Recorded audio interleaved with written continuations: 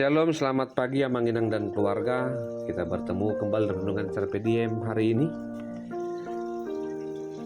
Harapkanlah kebaikan Tuhan dan Ia akan memberkatimu.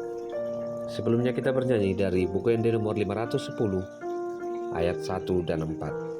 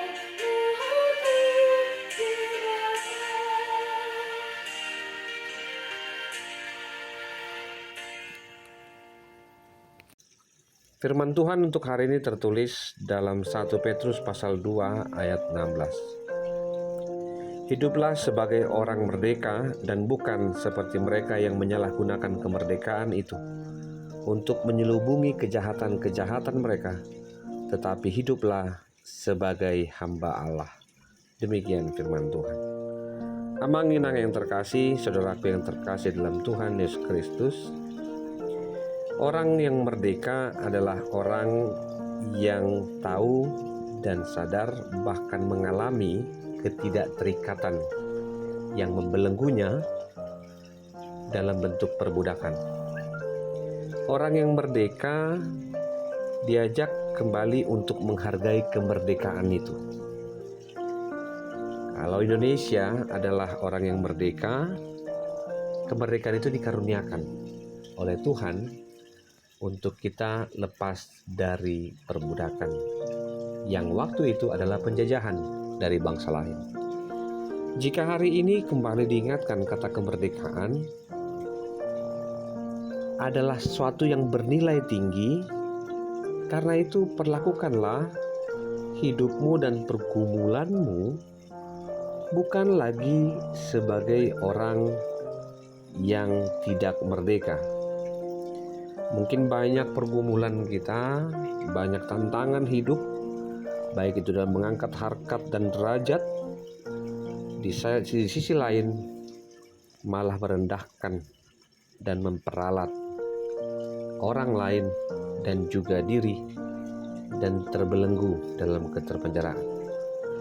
Menghargai kemerdekaan adalah karunia dari Tuhan, dengan bersyukur bahwa apapun perjuanganmu, apapun kebaikan Tuhan yang telah kita terima, sekecil apapun itu,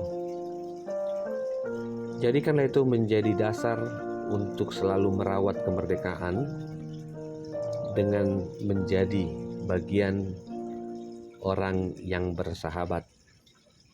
Kita dipanggil untuk melihat karya Kristus di dalam diri kita dan memaknai Allah telah merampungkan tugas besarnya di kayu salib, dan tugas kitalah untuk merawat penebusan akan kemerdekaan itu dengan membawa dampak positif bagi orang-orang di sekelilingmu.